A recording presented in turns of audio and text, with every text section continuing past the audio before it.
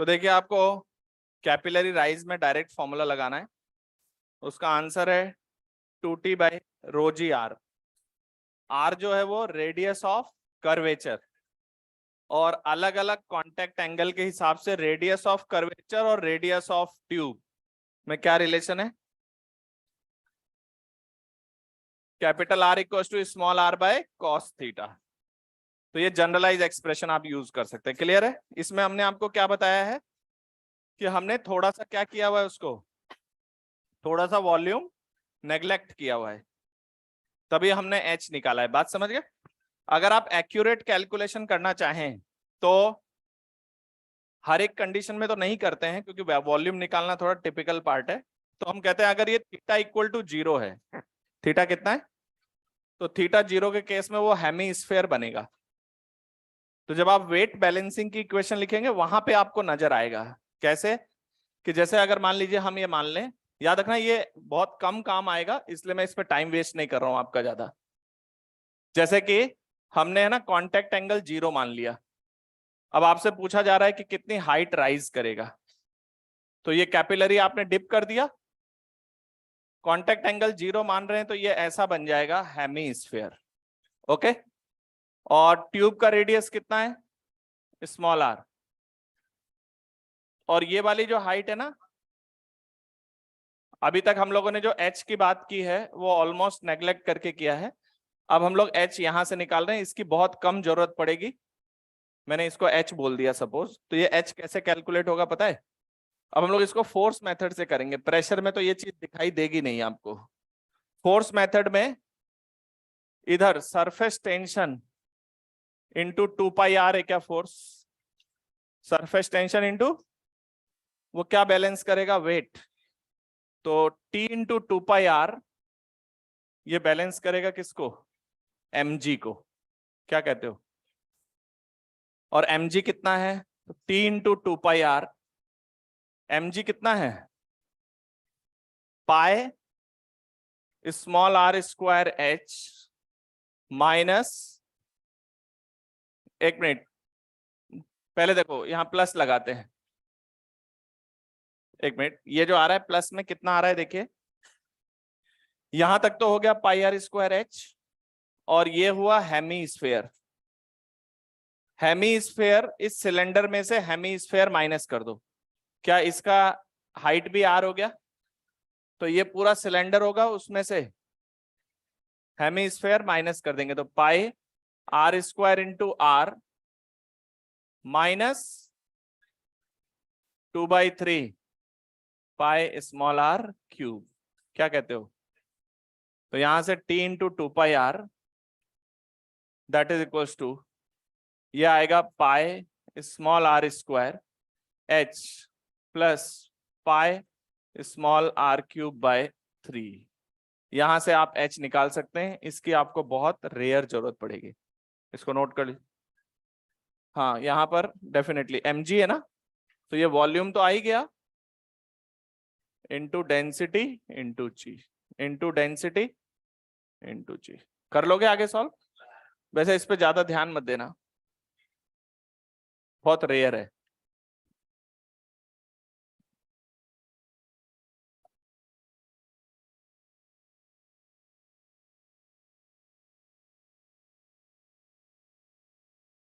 देखो कुछ students theta equal to 0 ही याद कर लेते हैं, इसलिए मैंने जो आपको फॉर्मूला दिया है वो 2T/ρg कैपिटल आर है, और कैपिटल आर है small r by cos theta. जो भी थीटा दिया हो उसके अकॉर्डिंग यूज कर लेना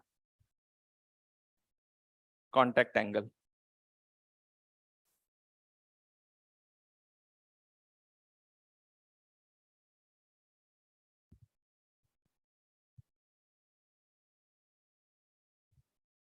मेरा सजेशन है कि ज्यादातर प्रेशर इक्वेशन से सॉल्व कर दें क्वेश्चन, आपका आराम से आ जाएगा आंसर। ठीक है?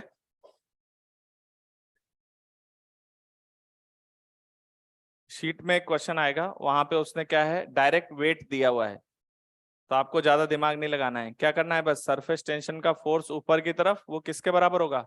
वेट उसने दे ही दिया है। कंफर्म?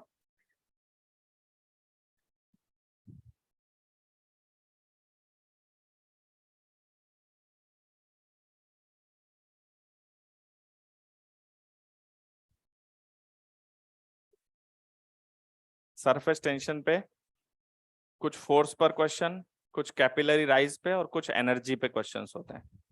क्लियर? मिटा दो इसको, इस पे बहुत ज्यादा दिमाग मत लगाना क्योंकि ये भी स्पेसिफाइड केस है when theta equal to 0।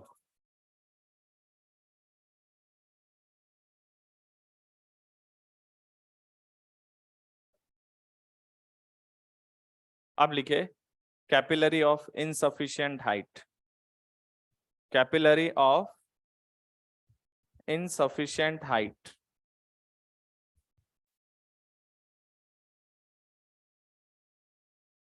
Capillary of insufficient height. जाते जाते मैंने समझाया था, अब बस इक्वेशन लिख दे रहे हैं, 2 मिनट का काम है। तो अगर कैपिलरी इनसफिशिएंट हाइट की है, इसका मतलब क्या है कि ऐसा नहीं है कि लिक्विड जो है वो ऊपर आने के बाद गिरना लग जाएगा, ओवरफ्लो नहीं करेगा, वो ऊपर आके वो अपना रेडियस ऑफ कर्वेचर बढ़ा लेगा, लेकिन रहेगा ऐसा ही। कोई ऐसे मत सोचना कि ऐसा हो जाएगा, वो ऐसा ही रहेगा। ऐसे में कोई ना कोई रेडियस ऑफ कर्वेचर है जिस पर वो बैलेंसिंग कर लेगा।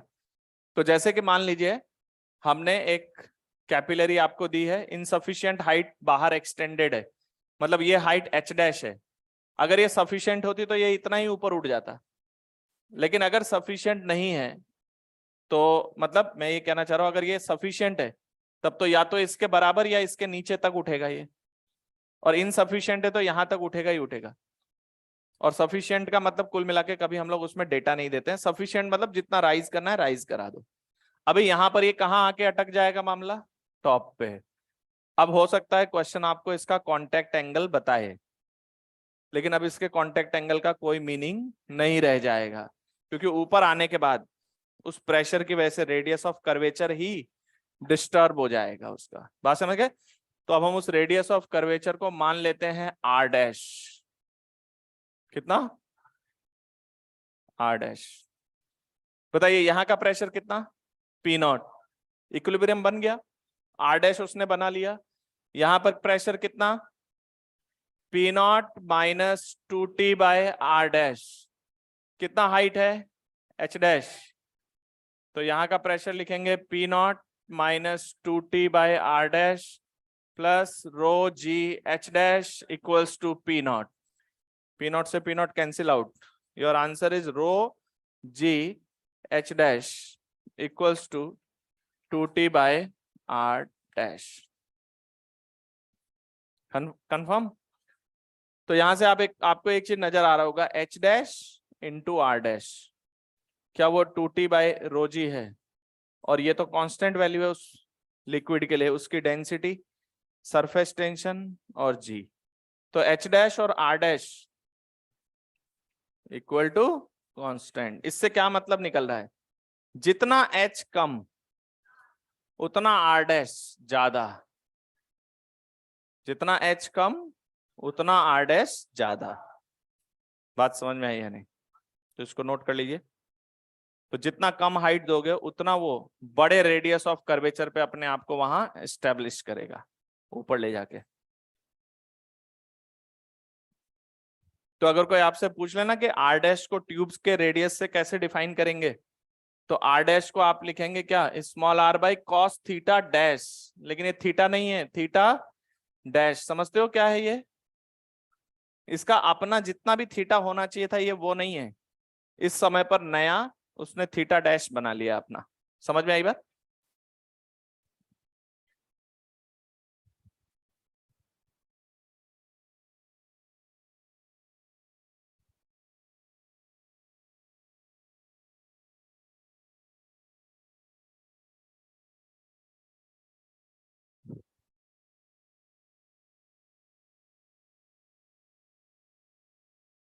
चलें आगे।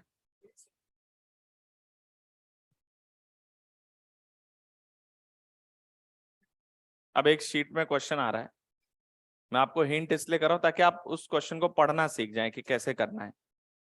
उसमें हो सकता है वो ये कह रहा हो कि हम इसकी हाइट 0 रख रहे हैं, पहले कैपिलरी जो है उसका जो हाइट ऊपर निकला हुआ है उसको 0 बोल रहे हैं।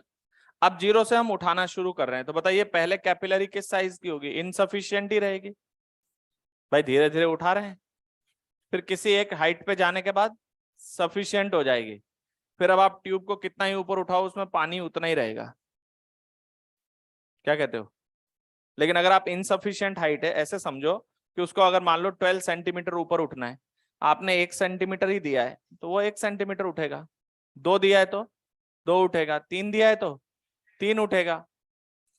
लेकिन जैसे ही 12 सेंटीमीटर के बाद 13 सेंटीमीटर करोगे तो 12 सेंटीमीटर रहेगा, और ऊपर जाओगे और आपको आर और एच का रिलेशन दिख रहा है कि जितना एच कम उतना आर ज्यादा, तो आपको दिख रहा है कि जैसे जैसे आप एच बढ़ाएंगे रेडियस ऑफ कर्वेचर उसका कम होता जाएगा, और जैसे ही सफिशिएंट हो जाएगा उसका रेडियस ऑफ कर्वेचर कांस्टेंट हो जाएगा। बात समझ में आई है नहीं? ये बात क्लियर है सबको?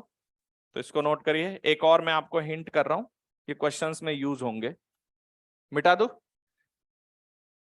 तो कैपिलरी ऑफ इनसफिशिएंट हाइट में ऊपर जाके radius of curvature given height के हिसाब से वो अपने आप को एडजस्ट कर लेता है। आई बात समझ में? चलिए अगला रिमार्क क्या है समझना, ये क्वेश्चन पर बेस्ड है। क्या है ये? आपने कभी देखा है कि किसी ट्यूब में दोनों तरफ से खुला हो और आपने देखा उसमें कुछ पानी अटका हुआ है? जैसे एक ट्यूब है, समझ गए, पतला ही ट्यूब मान लो, और उसमें क्या है कि जब आपने उसमें देखा तो उसमें कुछ पानी ऐसे अटका हुआ है, देखा है कभी? वो गिर नहीं रहा है, तो हम उसके बारे में एनालिसिस करने वाले हैं। बात समझ गए? तो जैसे मान लो आपसे हमने ये कहा कि एक ट्यूब है, अरे उसमें थोड़ी बात कर रहा हूँ यार, तुम लोग कैसी बात कर रहे हो? वो पेन है, पेन की बात नहीं कर रहा हूं मैं आपसे बात कर रहा हूँ कि हाँ, जैसे कोई आपके पास एक पाइप है, कैपिलरी ट्यूब है, अगर आप उसको पानी में डिप करके बाहर निकाल रहे हैं और आपने देखा कि उसके अंदर कुछ पानी अटका हुआ है, मैं उसकी बात कर रहा हूँ, मैं पेन के बारे में बात नहीं कर रहा हूँ। तो इधर जो सिचुएशन है, एक मिनट इसको समझना, इसमें क्वेश्चन आपसे पूछेगा कि इसमें कितना मैक्सिमम हाइट पानी अटका रह सकता है। तो इसमें सिचुएशन पता है क्या है?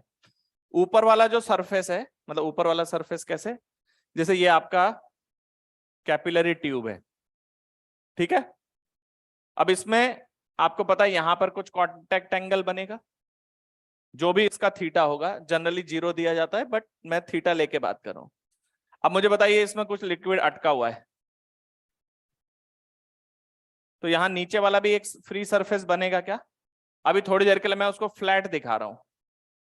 मुझे बताइए अगर नीचे वाला प्रेशर ज्यादा हुआ तो ये ऐसे होगा सरफेस, ऊपर वाला प्रेशर ज्यादा हुआ तो नीचे की ओर झुकेगा ये, हाँ या ना? और अगर ये प्रेशर बराबर हुआ तो ये फ्लैट होगा। तो हम क्या चाहते हैं पता है? हमसे पूछा जा रहा है कि इसमें कितना मैक्सिमम हाइट ऑफ लिक्विड हम होल्ड करा सकते हैं।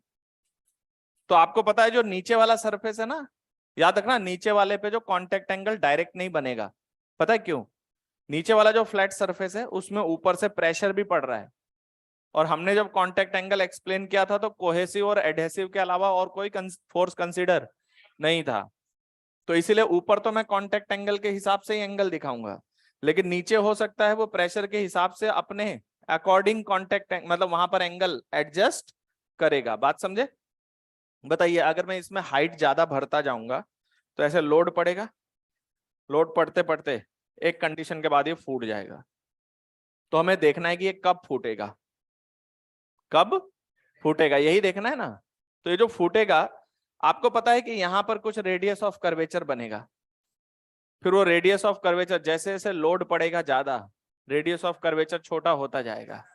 और आपको पता है एक गिवन रेडियस के हिसाब से मिनिमम रेडियस ऑफ कर्वेचर कितना हो सकता है? जब वो हेमीस्फेयर बन जाएगा। क्या बन जाएगा? हेमीस्फेयर, और उस टाइम पे टूट जाएगा। तो अगर हमसे ये कहा जाए कि कब ब्रेक करेगा, तो मैं आपको उसकी इक्वेशन बता रहा हूं। मान लीजिए कि ये वाला, या पहले मैं आपको डायरेक्ट एच मैक्सिमम की कैलकुलेशन कर देता हूं, पूरा एच मैक्स ही, ताकि आपको गड़बड़ी कोई दिक्कत ही ना हो। एच मैक्स कब आएगा? जब ये पूरा का पूरा क्या बन जाएगा? हेमीस्फेयर, और यहाँ का जो रेडियस ऑफ कर्वेचर है वो रेडियस ऑफ ट्यूब के बराबर हो जाएगा। अच्छा, यहां पर वो है कि नहीं वो डिपेंड करेगा क्वेश्चन पे। ज्यादातर क्वेश्चन में आप देखोगे कॉन्टेक्ट एंगल 0 दिया रहेगा, लेकिन मैंने अभी क्या दिया, थीटा। मान लीजिए कि ये इसका कुछ आर डैश यहां बन रहा है, यहाँ का रेडियस ऑफ कर्वेचर कुछ आर डैश है, या इसको आर मान लेते हैं, इसको आर डैश मान लेते हैं। बताइए, ऊपर से हम लोग कैलकुलेशन स्टार्ट करते हैं। यहाँ का प्रेशर कितना, पी नॉट, उससे नीचे P not minus 2t by R. अगर आपको ट्यूब के रेडियस से रिलेट करना है तो capital R equal to small R by cos theta. फिर नीचे आए प्लस रो जी एच। चलो अभी मैं एच ही लिख रहा हूं, तो जब रो जी एच लिखेंगे ना तो इधर लिखा जाएगा कितना, रो जी एच। एक मिनट, ये यहां का प्रेशर आया और बाहर का प्रेशर पी नॉट है, माइनस पी नॉट। ठीक है, यही है क्या एक्सेस प्रेशर, कितना होगा वो 2t बाय आर डैश। चलो मैंने जनरल इक्वेशन लिख दिया, तो आप मान के चलें कि फिर इसका मैंने रेडियस ऑफ ट्यूब यूज नहीं किया, मैं जनरल इक्वेशन लिख दिया है। तो इसका रेडियस कुछ यहां होगा, सेंटर मतलब, तो ये इसका आर डैश। समझ रहे हो ना, मैं जनरल इक्वेशन की बात कर रहा हूँ। कोई जरूरी नहीं है कि वो आपसे हमेशा यही पूछे कि मैक्सिमम कितना होगा, वो आपसे ये भी पूछ सकता है कि बॉटम पर रेडियस ऑफ कर्वेचर कितना होगा। तो क्या ये पी नॉट से पी नॉट कट गया, बताइए। तो ऊपर का pressure P not minus 2t by capital R plus rho ji H, यहां का प्रेशर है, और यहां का कितना है, पी नॉट। तो यहां से यहां जाने पर मैंने माइनस पी नॉट को उसको 2t बाई आर के बराबर कर दिया, या आप ऐसे कर सकते हो minus 2t by R dash बराबर पी नॉट। अंदर का ज्यादा होगा, बाहर का कम होगा, हाँ या ना। तो ये कैंसिल आउट होने के बाद आपको पता चल गया कि नीचे वाले सरफेस का रेडियस ऑफ कर्वेचर कितना आएगा, यस और नो। चलिए, ऊपर वाला जो कैपिटल आर है वो small R by cos theta है, where theta is contact angle. सही बात है। चलिए, अब आपसे क्वेश्चन पूछ रहा है, बताइए हम इसमें कितना मैक्सिमम हाइट तक लिक्विड भर सकते हैं। तो पहले आपका रिलेशन आ रहा है rho ji H equals to 2t 1 by capital R dash minus 1 by capital R plus होगा। याद रखना, ये आप नहीं चेंज कर रहे हो, ये फिक्स है। आप जैसे जैसे एच बढ़ाएंगे आर डैश कम होता जाएगा, देख रहा होगा।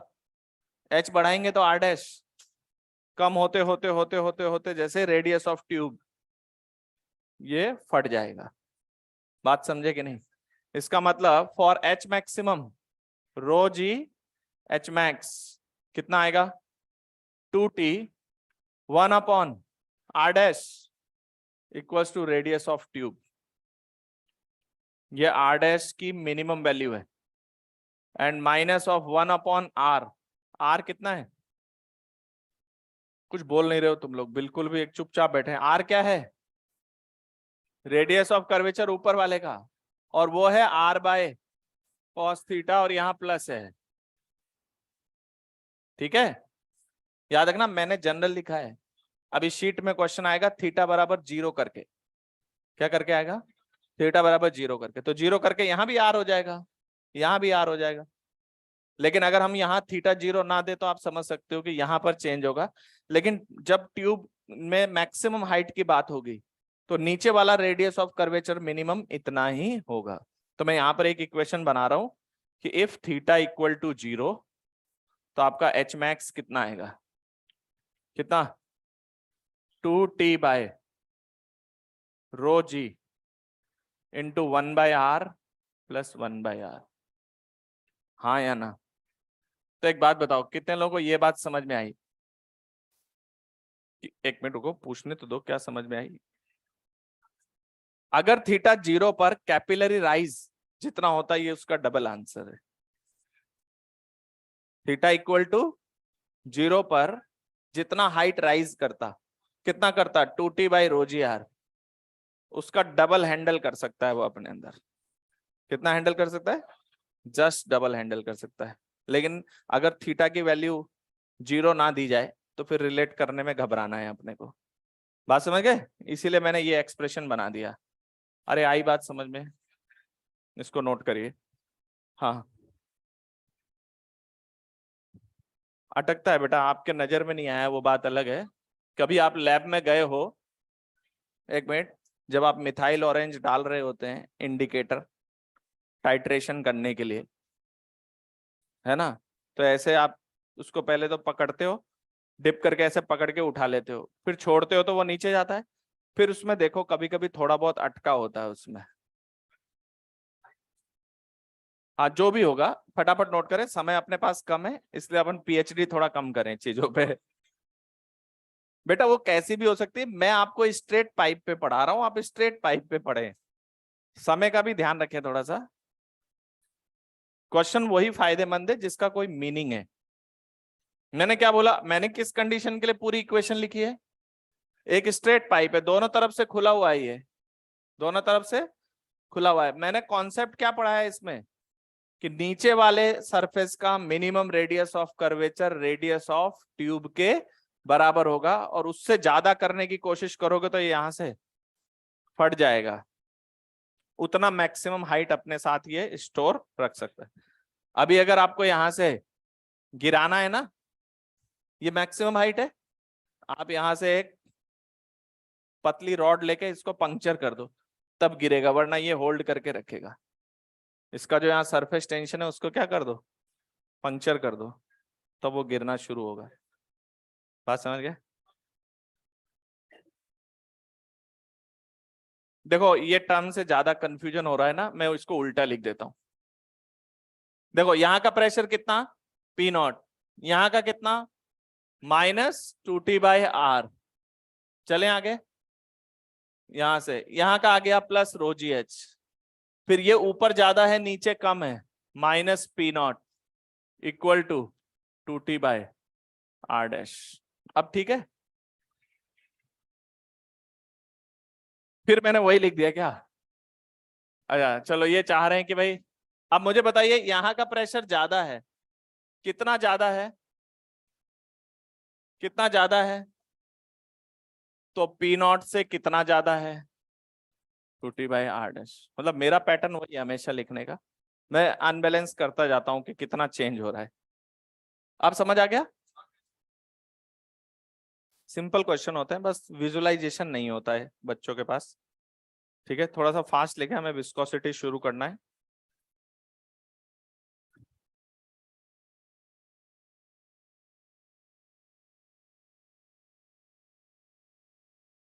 ये ध्यान रखना मैंने जनरलाइज लिखा है, ये कभी कभी ये 0 नहीं भी होता है, अगर नहीं होगा तो यहाँ पर R/cos थीटा रखा जाएगा, लेकिन R मिनिमम R के बराबर ही जाएगा। आ गया H मैक्सिमम।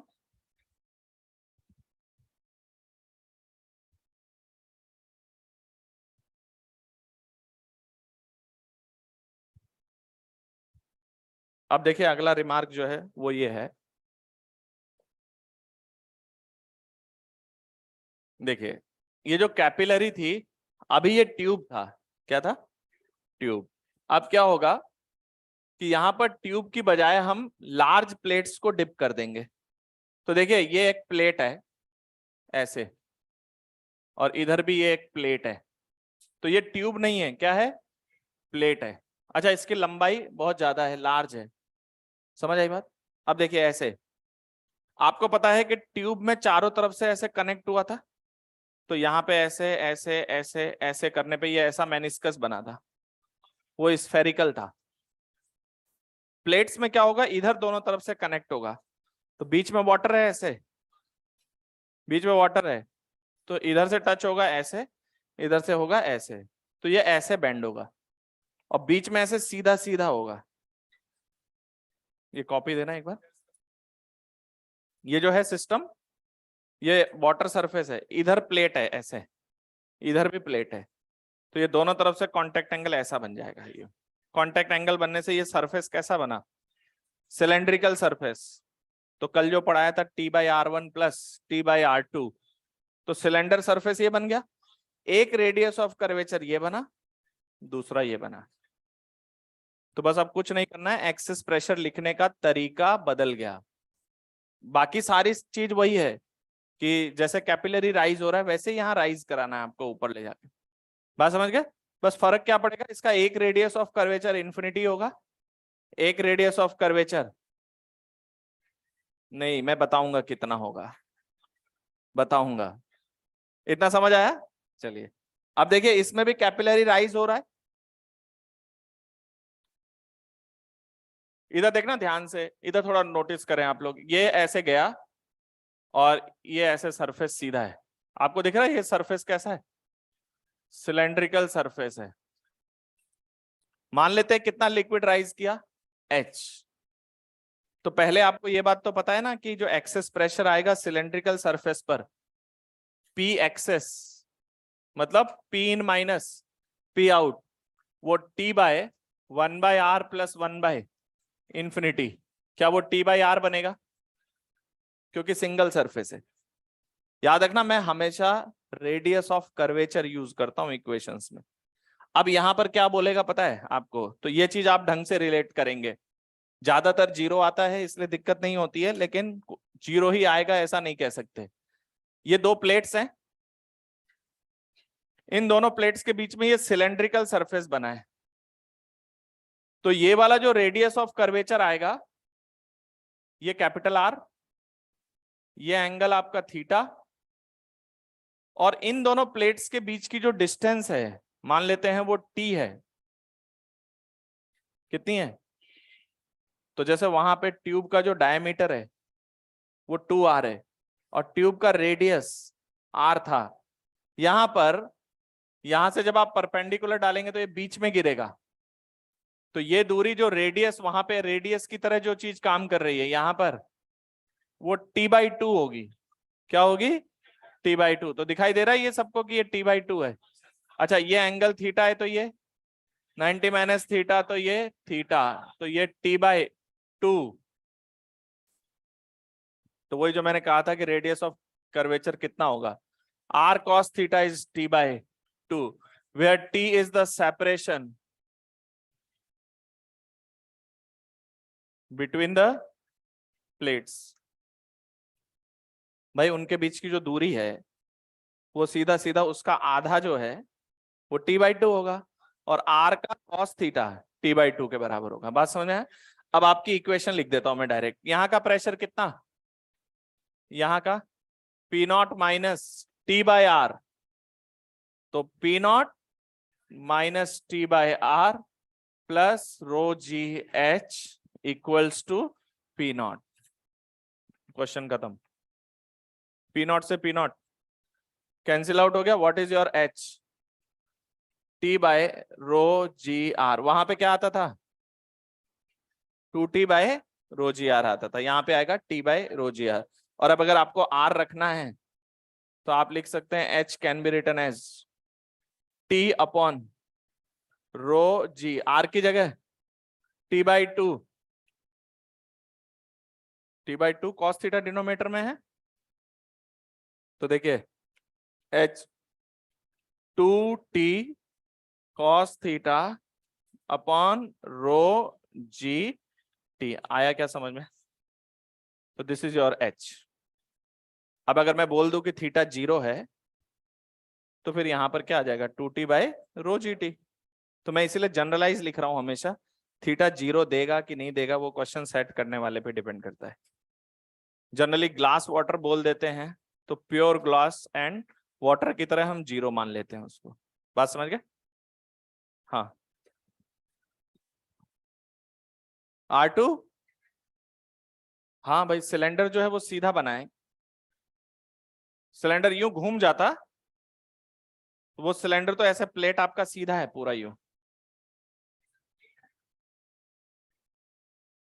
साइड का तो डिफाइन करो ही मत, और अगर साइड है भी तो भी कोई दिक्कत नहीं है। पता है क्यों? क्योंकि वो सरफेस यूं घुमा हुआ है, इस सरफेस का घुमाव थोड़ी है, ये तो सीधा है ऐसे। मैंने अभी कॉपी आपको बेंड करके दिखाया था, उसमें ये वाली चीज बेंड नहीं हो रही है, बेंड सिर्फ ये वाला हो रहा है। ये वाला तो स्ट्रेट ही है। अगर बेंड होती तो मैं दोनों रेडियस ऑफ कर्वेचर यूज करता। समझ में आई बात? अच्छा अब अगर मैं कह दूं कि इसकी हाइट इनसफिशिएंट है तो क्या होगा? ऊपर तक जाएगा, ऊपर जाके नया रेडियस ऑफ कर्वेचर बनाएगा, थीटा बदल लेगा, लेकिन हाइट वहीं पर मेंटेन रखेगा। तो यही अगर आप प्लेट यूज कर लेते हैं, यहां पर लिख लेना क्वेश्चन में, हम लोग यहाँ पर लार्ज प्लेट्स यूज कर रहे हैं।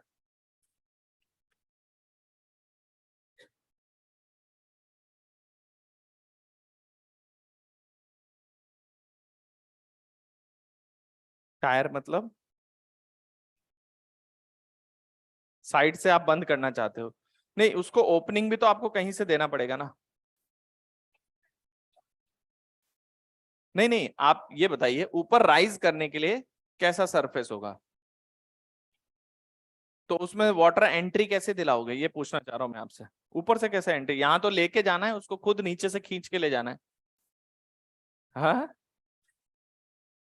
नहीं पाइप लगाने से मतलब नहीं, आप उसको जो आपने बनाया है उसको पानी में डिप करना है, क्या वो अपने आप चला जाएगा? तो आपको दोनों तरफ से ओपन तो करना ही पड़ेगा उसको, तभी तो वो जाएगा बीच में से पानी ऊपर। आई बात समझ में? ये कब यूज करते हैं? जब लार्ज प्लेट्स होती हैं। एक लास्ट इंटरेस्टिंग चीज है, हो सकता है आपने लाइफ में फील किया हो, उसके बाद अभी बताता हूं, पहले इसको नोट करें और रिसर्च ज्यादा नहीं करें ना, अभी समय सीमा को देखते हुए मैं जैसे बता रहा हूं वैसे चले आप लोग। बाकी मुझे रिसर्च से कोई दिक्कत नहीं है, लेकिन आपको टाइम का लिमिट देखना पड़ेगा। चले आगे।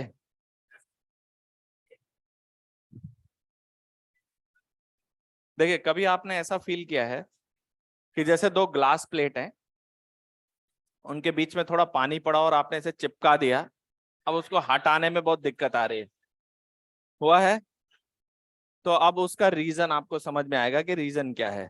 ठीक है, तो हम लोग जो प्लेट्स ले रहे हैं उसमें जैसे आपने बीच में एक ड्रॉप डाल दिया पानी का और उसको आपने बंद कर दिया, मतलब उसको दोनों को चिपका दिया, तो वो क्या होगा, पानी अंदर फैल जाएगा पहले तो। फिर फैलने के बाद जो जगह होगी ना जहां पर वाटर का फ्री सरफेस होगा, और वो जो प्लेट आपने चिपकाया है, वो जो प्लेट आपने चिपकाया है उस प्लेट पे अंदर वहां पर कांटेक्ट एंगल बन जाएगा लिक्विड के फ्री सरफेस पे और सॉलिड के साथ। क्या बन जाएगा? Contact angle. तो आप देखिए उसको, जैसे मान लीजिए कि ये एक प्लेट है, लार्ज प्लेट ले लेते हैं, और ये दूसरा भी एक लार्ज प्लेट है।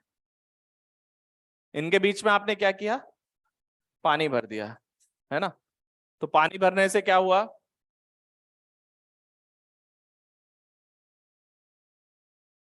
ये वाला जो रेडियस ऑफ कर्वेचर है, ऐसे पानी अटका है, ये प्लेट है, ध्यान रखना, ट्यूब नहीं है। क्या है? प्लेट है। इस तरह से पानी अटक रहा है। थोड़ी देर के लिए मान लीजिए कि कांटेक्ट एंगल 0 है, बट इसका 0 होना कोई जरूरी नहीं है। समझ आई बात? तो मैंने इसका रेडियस ऑफ कर्वेचर लिख दिया कुछ यहां पर आर, इसका रेडियस ऑफ कर्वेचर यूज कर दिया। याद रखना ये पूरा ऐसे बड़ा है। तो ये जो आप ऊपर सरफेस देख रहे हैं ना, लार्ज सरफेस होने की वजह से ये वाली जो सरफेस है ऐसे फ्लैटनेस में रहेगा और ये ऐसे घुमा हुआ रहेगा। तो अभी यहां का प्रेशर कितना है? P not. तो अंदर का प्रेशर पी नॉट माइनस 2 नहीं, टी बाय आर। अंदर का प्रेशर टी बाय आर कम है। अब आर को उनके बीच के सेपरेशन से कैसे रिलेट करना है वो लिखा हुआ है, आर कॉस थीटा बराबर T by two. R cos theta बराबर टी बाई टू, अभी मैं लिख दूंगा उसको, और थीटा 0 दिया जाए तो 0 कर देना। अब बताइए अंदर का प्रेशर कितना है? P not minus T by R, और बाहर का प्रेशर पी नॉट। अब अगर मुझे इस प्लेट को हटाना है तो कौन सा फोर्स ज्यादा है? ये वाला। इधर से फोर्स आ रहा है पी नॉट इंटू ए, इधर से फोर्स आ रहा है P not minus T by R into A. तो अगर मैं इसका फोर्स डायनेमिक्स लिखता हूं, हम मान रहे हैं कि पूरा भरा हुआ है ये, ठीक है, वरना जितना एरिया है उस एरिया पे डिस्कशन हो जाएगा। तो यहां पर P not minus T by R into A, ये फोर्स आएगा बाहर, बाहर से अंदर की तरफ एटमॉस्फेयर फोर्स लगाएगा पी नॉट ए। अगर आपको इसको सेपरेट करना है तो you have to apply an external force इसको सेपरेट करने के लिए, and that external force would be F external is, कितना आ रहा है? पी नॉट ए से P naught A cancel out हो रहा है, तो ये फोर्स इधर की ओर आ रहा है आपके पास, कितना? T/R into A। इतना एक्सटर्नल फोर्स चाहिए उसको हटाने के लिए, क्योंकि अंदर का प्रेशर कम है, बाहर का प्रेशर तो एटमॉस्फेरिक का, जैसे अगर ये प्लेट हवा में होती तो दोनों तरफ से P0 है, लेकिन जैसे आपने चिपका दिया पानी रख के तो अंदर का प्रेशर कम है बाहर का, तो अंदर दबाव पड़ रहा है, उस पर अंदर फोर्स लग रहा है, तो उसको बाहर हटाने के लिए इतना फोर्स लगाना पड़ेगा। अब आप इस रेडियस ऑफ कर्वेचर को क्या रख सकते हैं, T/2 cos थीटा, क्या कहते हो, और थीटा अगर 0 हो तो R बराबर T/2 यूज कर सकते हैं। तो इसको सेपरेट करने के लिए कितना एक्सटर्नल फोर्स लगाना पड़ेगा, तो इस कंडीशन को ऐसे लिखो, टू प्लेट्स,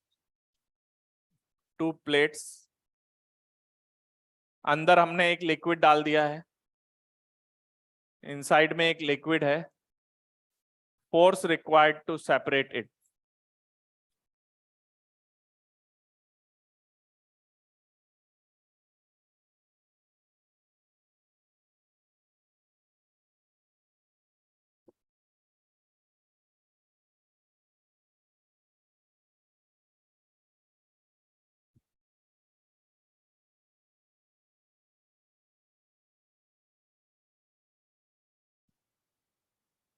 हेडिंग डालिए विस्कोसिटी।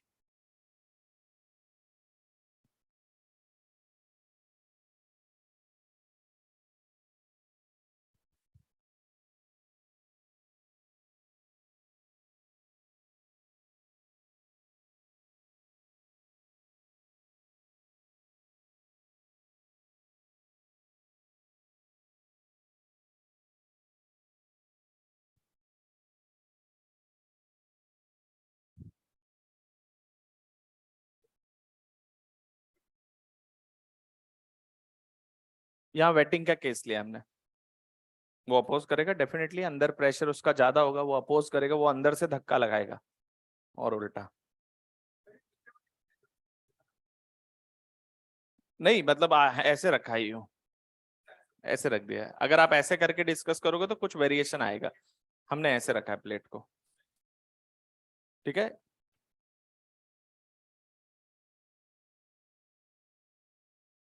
और कोई सिचुएशन होगा तो क्वेश्चन आपको बताएगा। चले आगे।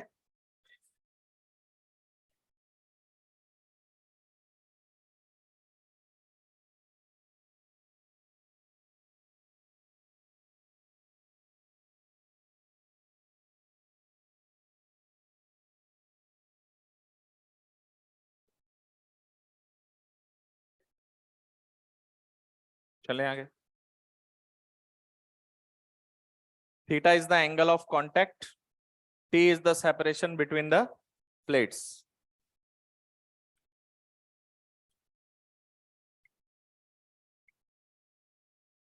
हेडिंग डालिए विस्कोसिटी।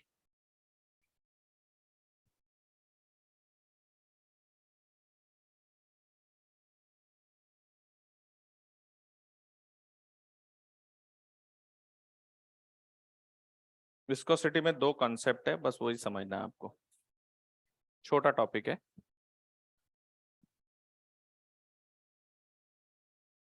आज तो नहीं हो पाएगा वेव शुरू, अभी तो हम लोग विस्कोसिटी की पूरी बात कर लेते हैं।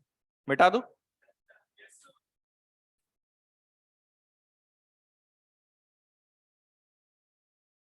क्वेश्चंस की वैरायटी थी इनमें, कॉन्सेप्ट ज्यादा नहीं है।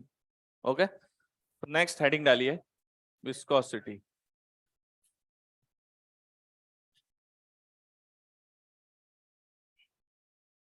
अभी तक आपने जहां भी डिस्कशन किया है हर जगह आपका जो लिक्विड था वो नॉन विस्कस था, हमने विस्कोसिटी को क्या किया है, neglect.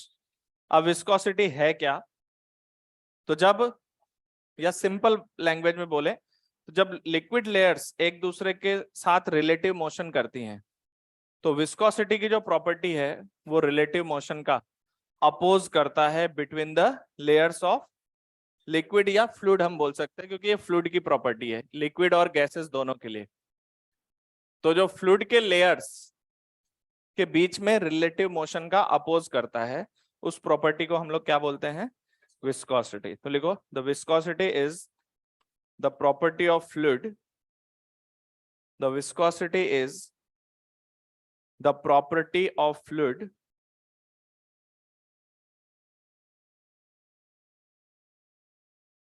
by virtue of which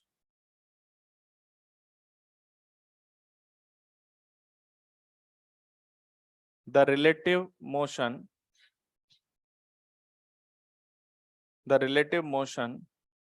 between the layers of fluid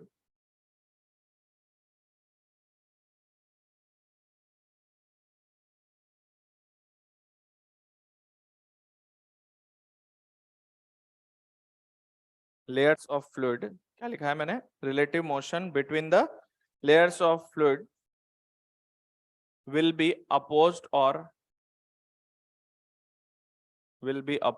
or try to oppose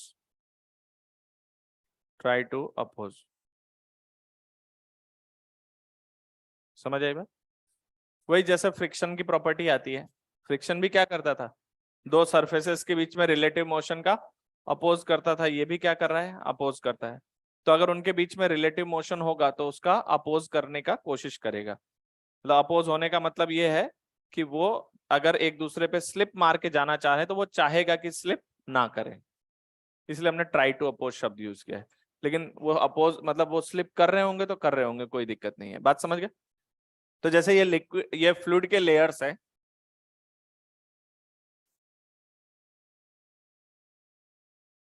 तो इस प्रॉपर्टी की वजह से रिलेटिव मोशन का क्या होता है, अपोज। तो हमने कहा कि ये लेयर्स ऑफ लिक्विड है, इधर मैं कुछ y मान लेता हूं और इधर इनका मोशन इस डायरेक्शन में हो रहा है। तो जैसे इधर वाले की वेलोसिटी कुछ v1 है, v2 है, v3 है, v4 है, तो हमने मान लिया कि यहां से किसी y हाइट वाला जो लेयर है उसकी वेलोसिटी इस डायरेक्शन में कुछ v है, v उसकी स्पीड हो गई इस डायरेक्शन में। तो अगर आप y चेंज करेंगे तो उसकी वेलोसिटी में कुछ चेंज आएगा। तो ये है v, और ऊपर वाला अगर हम बात करें कि ये y से लेके y प्लस dy है, तो इसकी स्पीड इधर, इसका अगर v है तो इसकी स्पीड v प्लस dv है। तो आप लोगों ने शियर स्ट्रेस के बारे में सुना है? तो जैसे एक ब्लॉक है, आपने उसको ऊपर की तरफ ऐसे शिफ्ट किया तो उसमें अंदर शियर आएगा। तो आप देख सकते हो नीचे वाली लेयर और ऊपर वाली लेयर की अगर वेलोसिटी सेम नहीं है तो ये पूरा सिस्टम अगर आप माइन्यूटली ऑब्जर्व करना चाहेंगे तो ये कुछ इस तरह से होना चाहता है आगे, क्योंकि ऊपर वाले की वेलोसिटी ज्यादा है नीचे वाले की, तो इनके अंदर एक रेजिस्टिव फोर्स डेवलप हो जाएगा और उस फोर्स के लिए हम लोग इसका शियर स्ट्रेस डिस्क्राइब कर रहे हैं। क्या करें? शियर स्ट्रेस होता है tangential resistance force per unit area. तो ये है आपका न्यूटन्स लॉ ऑफ विस्कोसिटी। तो न्यूटन्स लॉ ऑफ विस्कोसिटी क्या कहता है? न्यूटन्स लॉ ऑफ विस्कोसिटी बात नहीं करेगा कोई भी। यहां पर हम डिफाइन कर रहे हैं शियर स्ट्रेस। शियर स्ट्रेस को हम लोग टाउ से रिप्रेजेंट कर रहे हैं। It is proportional to magnitude of dv by dy. किसके प्रोपोर्शनल है? क्यों नहीं समझना है? यहां समझ आई बात? लॉ है ये, डीवी बाई डीवाई। ये सीधा एक्सेप्ट करना है आपको, बहुत टाइम लगा होगा ये सब लाने में। तो डीवी बाई डीवाई को कहा जाता है वेलोसिटी ग्रेडियंट। समझ गए? तो शियर स्ट्रेस किसके प्रोपोर्शनल है? वेलोसिटी ग्रेडियंट के प्रोपोर्शनल है। तो क्या पता चला कि डीवी अपॉन डीवाई के प्रोपोर्शनल है शियर स्ट्रेस। बात समझ गए? तो जब हम इसको इक्वल टू में कन्वर्ट करते हैं तो यहां पर कोफिशिएंट ऑफ विस्कोसिटी आता है। क्या आता है? और साथ के साथ आता है डीवी अपॉन डीवाई। यहां मॉड लगा दिया मैंने। तो shear stress is eta dv upon dy and your eta is called as coefficient of viscosity। सही बात है। अब देखिए ईटा जो है आपका dv अपॉन dy, एक मिनट रुक जाओ लिख लेना। ईटा क्या है? Coefficient of viscosity. It is the property of fluid. सबका सेम नहीं है, हम आपको बताएंगे कि इस लिक्विड का या इस फ्लूइड का विस्कोसिटी का कोफिशिएंट कितना है। तो it is the property of fluid, coefficient of viscosity. तो पहली बात ये शेयर स्ट्रेस है, फोर्स नहीं है, ये क्या है? तो आप मुझे बताइए इसकी ईटा की यूनिट क्या आएगी? ऐसा यूनिट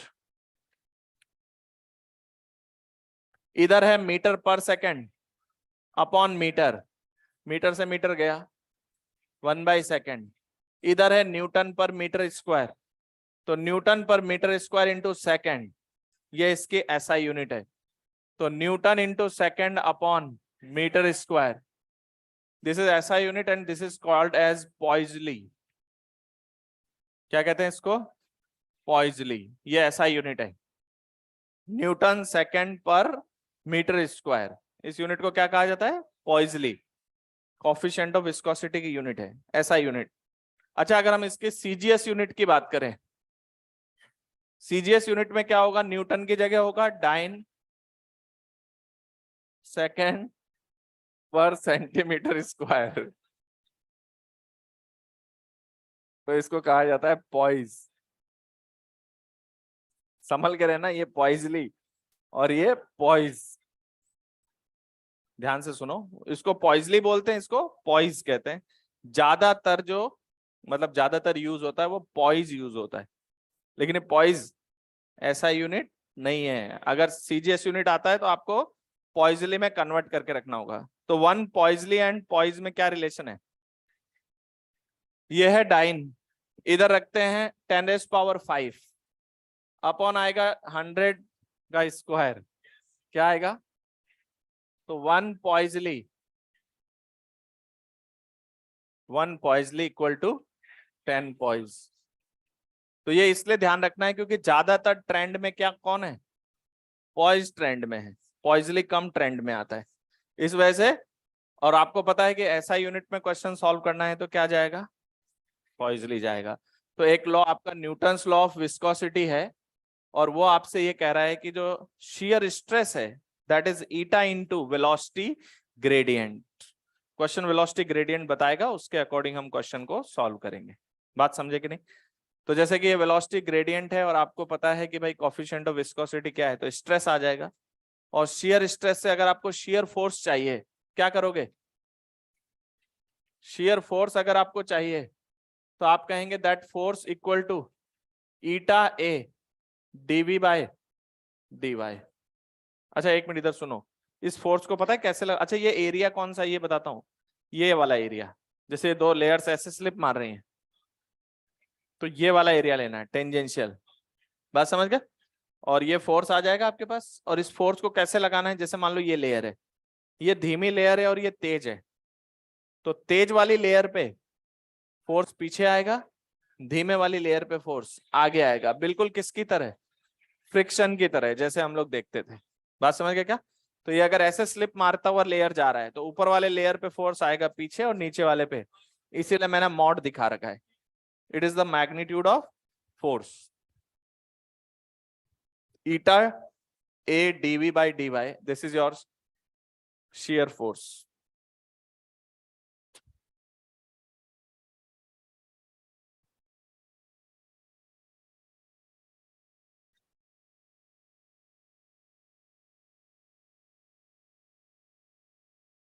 इसमें दो लॉ हैं, एक तो ये आ गया और एक स्टोक्स लॉ।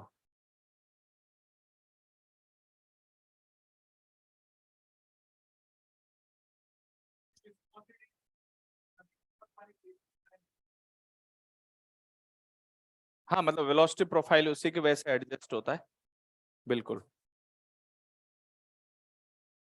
जैसे आप पानी गिराएंगे और हनी गिराएंगे, तो आपने देखा है अगर मान लो किसी सरफेस, हनी जो है वो सरफेस पे धीरे धीरे नीचे जाएगा, पानी तेजी से जाएगा, तो ये प्रॉपर्टी जो है वो विस्कोसिटी की वजह से।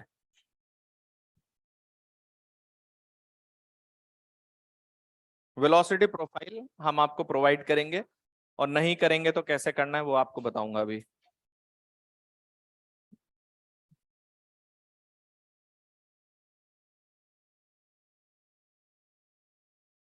ये y क्या है? डिस्टेंस के अकॉर्डिंग वेलोसिटी, जो इसकी स्पीड है वो अलग अलग होगी। तो स्पीड का जो भी प्रोफाइल होगा, जो भी फंक्शन होगा, आपको डीवी बाई डीवाई कर देना है। क्या आ जाएगा? Shear stress. और फिर उसको फोर्स में लगाना है। अभी मैं आपको क्वेश्चंस में लगा के बताता हूँ।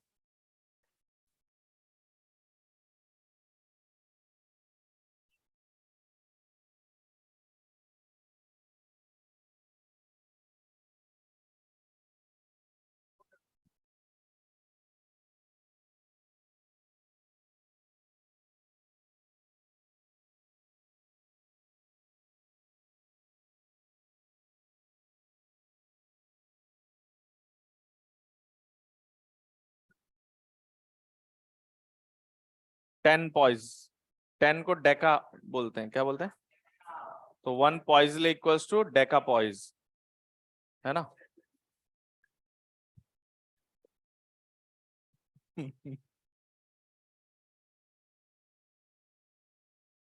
चलिए क्वेश्चन करते हैं। देखिए, मिटा दूं? ये एक फॉर्मूले से क्वेश्चन चलेगा, इसको एरिया से मल्टीप्लाई कर करके फोर्स बनाएंगे और उस फोर्स को मैकेनिक्स में यूज करेंगे। वो हमने आपको पहले ही पढ़ाया हुआ है, मैकेनिक्स क्या होती है। क्लियर?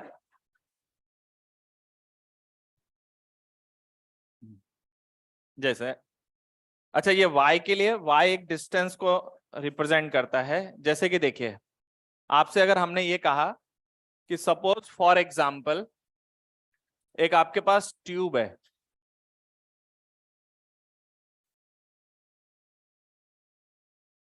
है ना, और मैंने आपको ये बताया कि इस ट्यूब में एक लिक्विड फ्लो कर रहा है।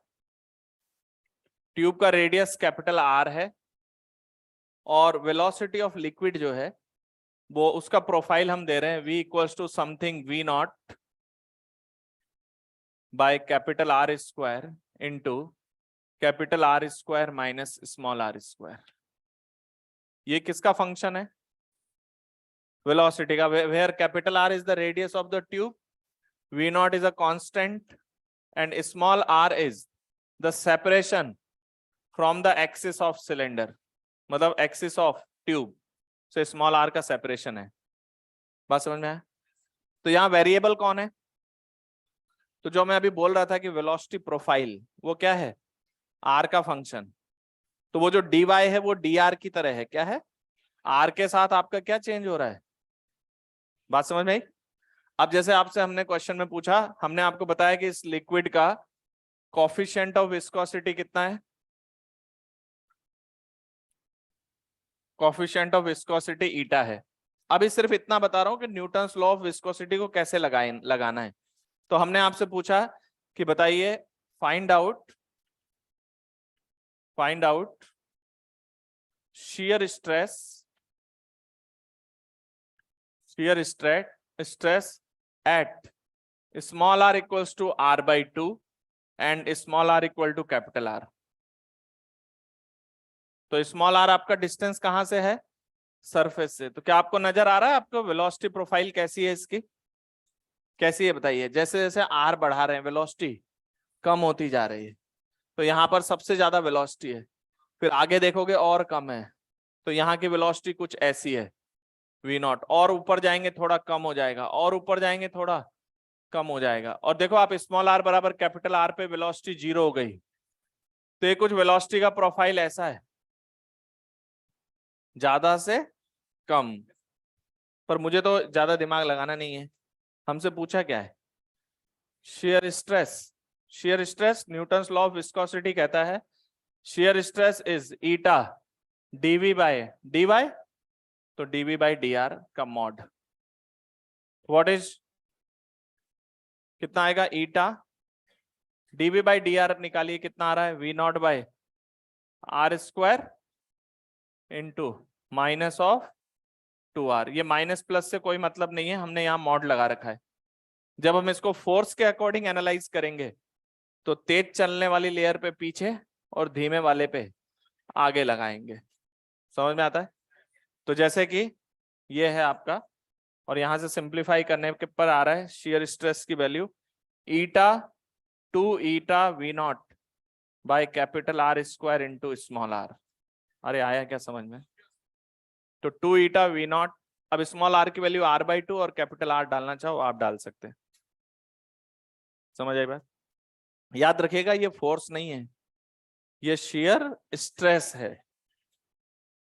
इसका फोर्स देखने के लिए आपको दिख रहा है नीचे वाली लेयर तेज है, उसके ऊपर वाली लेयर थोड़ी धीमी हो जाती है।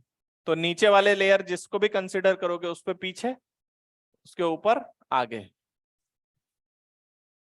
जैसे अगर आप यहां से स्मॉल आर बराबर स्मॉल आर का कोई सिलेंडर कंसीडर करें तो उसको देखेंगे तो उस पे पीछे लगाएंगे, उसके ऊपर वाले पे आगे लगाएंगे। अभी वो आएगा आगे क्वेश्चंस में।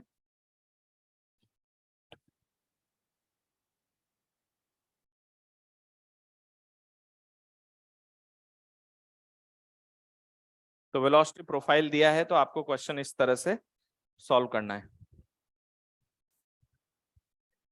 बात मत करो, आपकी एफिशिएंसी बढ़ेगी।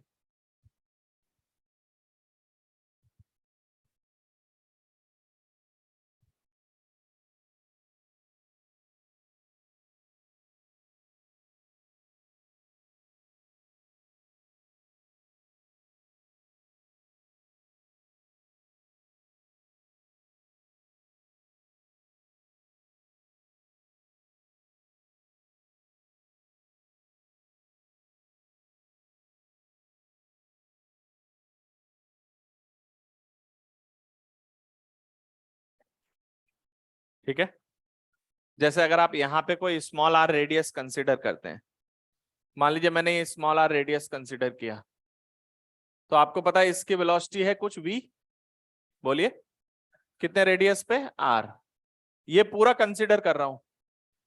तो इसके ऊपर वाले लेयर की वेलोसिटी कम है, इसकी वेलोसिटी ज्यादा है। तो इन पर जब आप शियर स्ट्रेस, तो आ गया, याद रखना स्ट्रेस का कोई डायरेक्शन नहीं होता है, डायरेक्शन फोर्स का होता है। स्ट्रेस तो टेंसर क्वांटिटी है। तो ये आपका इधर जो चारों तरफ यहां जो भी लिक्विड टच कर रहे हैं, क्या आपको लग रहा है सभी शियर फोर्स ऐसे लगाएंगे, डीएफ डीएफ डीएफ? तो ये विस्कस फोर्स मैंने ऐसे पीछे लगा दिया, ये नीचे वाली लेयर ऐसे जा रही है और ये इसके ऊपर वाली लेयर पे ऐसे जा रहा है, नीचे वाला लेयर यू स्लिप मारता हुआ। तो इस पे तो लगाया है पीछे और ऊपर पे लगाऊंगा तो आगे। बात समझ गए कि नहीं? तो इसको नोट करिए, अभी और क्वेश्चंस में आएगा ये अलग अलग टाइप से। ये तो मैंने वो बताया कि वेलोसिटी प्रोफाइल दी हो तो आपको कुछ नहीं करना है, क्या करना है, डीवी बाय डी वाई। इतना समझ आया? चलिए अब एक रिमार्क कर लेते हैं।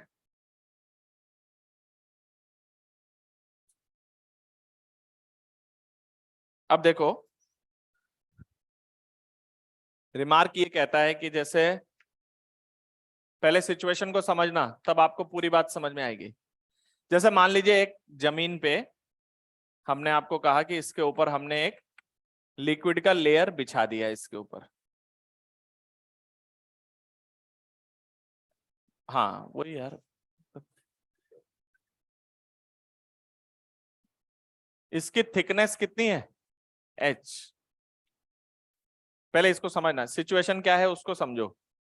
अब क्या बोलेगा, इसके ऊपर है ना एक ब्लॉक जा रहा है, इसके ऊपर एक ब्लॉक जा रहा है, पहले जमीन पे ही जाता था, अब एक लेयर लेके जा रहा है साथ में। तो ये एक ब्लॉक है या कुछ भी हो सकता है, उसका नीचे वाला एरिया जो है ना, जो इसके कनेक्शन में है, वो उसका एरिया कुछ ए मान रहे हैं हम। ओके, तो ये सरफेस है ना, ये पीछे मैंने ऐसे ही बनाया है, बेसिकली ये है, ये पूरा सरफेस है, इसका एरिया ए है। अब मान लीजिए इसकी वेलोसिटी कितनी है, वी नॉट। अब जब ये ऊपर जाएगा ऐसे, तो इसके जो लिक्विड के मॉलिक्यूल्स हैं वो इस बॉडी से चिपक जाएंगे, समझ गए? तो जब वो ऊपर से जा रहा होगा, यानी ऊपर वाली लेयर को अपने साथ लेके जाएगा और नीचे वाली लेयर रुकी हुई है, तो वेलोसिटी में डिफरेंस है, ऊपर वाले की वेलोसिटी है, नीचे वाले की वेलोसिटी यहां पर 0 है ना? तो वेलोसिटी ग्रेडियंट है। तो आपको पता है कि विस्कस फोर्स है प्रॉपर्टी किनकी, फ्लूइड की, लेकिन उसके मॉलिक्यूल उसके साथ क्या हैं, चिपके हुए हैं। तो जो फोर्स आ रहा है, वो फोर्स वो इस बॉडी पे भी आ जाएगा, क्योंकि वो उसके साथ जा रहे हैं, उस लेयर के साथ। बात समझ में आएगी नहीं? तो अब जो सिचुएशन है उसके करस्पॉन्डिंग वेलोसिटी प्रोफाइल हमें पता नहीं है, लेकिन ये जो थिकनेस है ये स्मॉल थिकनेस है, तो आप ये स्मॉल थिकनेस को आप dy मान सकते हैं। क्या मान सकते हैं? ये लेयर की जो थिकनेस है वो क्या है, बहुत छोटी। तो मुझे बताइए, अगर हमारे पास इस लेयर की थिकनेस बहुत छोटी हो तो h तो बहुत छोटा है, यहां पर सबकी वेलोसिटी कितनी है, 0, और यहां पर सबकी वेलोसिटी v0 ही है, जितनी इसकी वेलोसिटी उतनी इसकी वेलोसिटी। तो अगर हमसे यहाँ पर डायरेक्टली वेलोसिटी प्रोफाइल हमें पता नहीं है, लेकिन थिकनेस बहुत छोटा होने की वजह से हम लोग अप्रोक्सीमेटली dv/dy को v0 माइनस 0 अपॉन h के बराबर यूज करेंगे। कितना यूज करेंगे? यहाँ की वेलोसिटी v0, यहाँ की 0, ये ग्राउंड के साथ कनेक्ट है, तो यहाँ पर मॉलिक्यूल इस जमीन के साथ चिपके हुए हैं, ऊपर के मॉलिक्यूल उसके साथ चिपके हुए हैं, तो उनके बीच में वेलोसिटी का पता चल गया आपको। नीचे की वेलोसिटी 0, ऊपर की velocity v0, velocity gradient v0 minus 0/h। अब आपको शियर स्ट्रेस चाहिए, ईटा dv/dy, तो ये आ जाएगा ईटा v0/h। अब आगे इसको हम लोग फोर्स में देखेंगे, तो जरा देखिए ऊपर वाला जो ब्लॉक है उसके मॉलिक्यूल आगे भाग रहे हैं ना साथ में, मतलब उसके जो लिक्विड के मॉलिक्यूल उसके साथ चिपके हुए वो आगे भाग रहे हैं, तो वो तेज है, नीचे वाली लेयर धीमी है, तो ये विस्कस फोर्स ब्लॉक पे किधर आएगा, पीछे की तरफ। तो जब मैं इस ब्लॉक का क्रॉस सेक्शन एनालाइज करूंगा,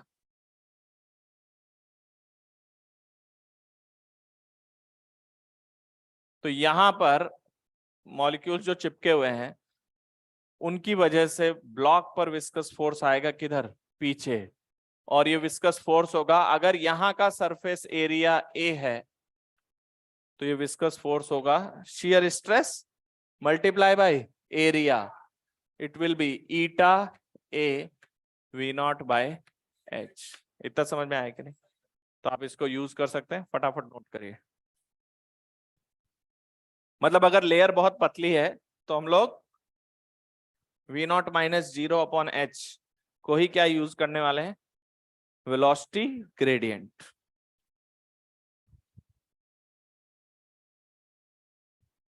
जो जमीन के साथ लिक्विड के मॉलिक्यूल्स हैं वो रेस्ट पर हैं, चिपके हुए हैं, ऊपर वाले जो हैं वो ब्लॉक के साथ चिपके हुए हैं, और ब्लॉक के चलने की वजह से वहां पर रिलेटिव मोशन डेवलप हो रहा है, और उसको अपोज करने की कोशिश विस्कस फोर्स कर रहा है, and this viscous force is this one. ठीक है?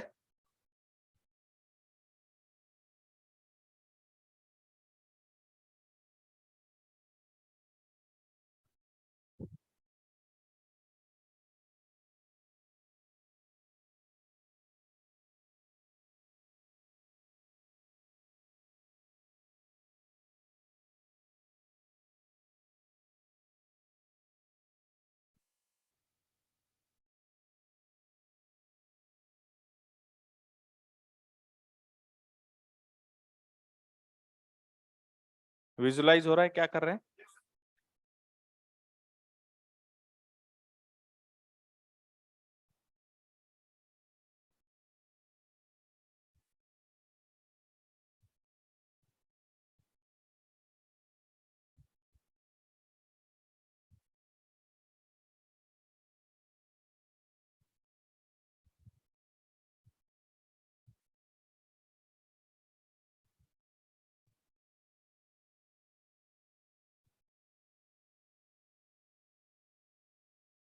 क्लियर?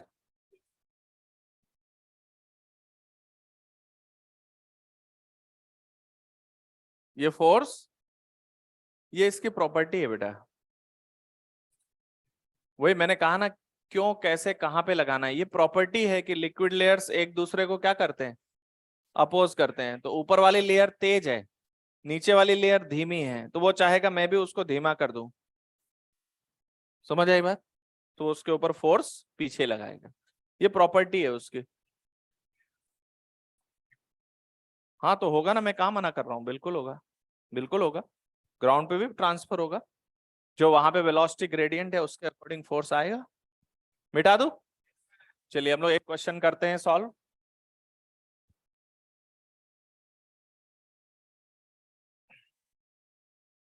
देखिए सिचुएशन कुछ ऐसी है, इसी का सिचुएशन ले रहे हैं। अब क्वेश्चन को स्टार्टिंग से बता रहे हैं कि क्या है। इसकी कैलकुलेशन मैंने जो फास्ट कर दिया, अब आपको यूज करवाऊंगा। वो एक ग्राउंड है, इस पर एक लिक्विड की लेयर है, इसका H थिकनेस है, लिक्विड की लेयर है, और इसका कोफिशिएंट ऑफ विस्कोसिटी ईटा है। हमारे पास एक प्लेट है। अब मैं 3D व्यू नहीं दिखा रहा हूं इसका, समझ गए? ये क्या है? इसका प्लेट है। प्लेट का ए है बेस एरिया, या क्वेश्चन आपको ये भी बोल सकता है कि स्क्वायर प्लेट है। एरिया आप अपने आप निकालते रहें। यस और no? This is at rest at this moment, this is at rest at this moment. इसका मास m है। अब मैंने इधर एक F फोर्स लगाया है कांस्टेंट, ये एक F फोर्स लगाया है कांस्टेंट, लिक्विड के लेयर के ऊपर रखा हुआ है जमीन पे। समझ आई बात? डायग्राम बनाइए।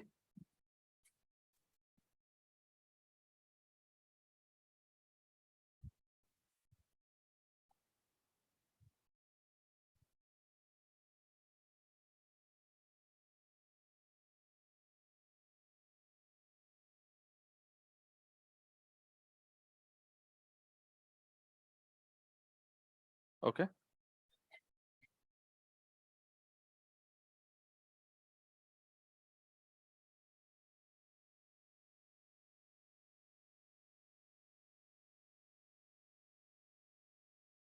F एक कांस्टेंट फोर्स लगाया है।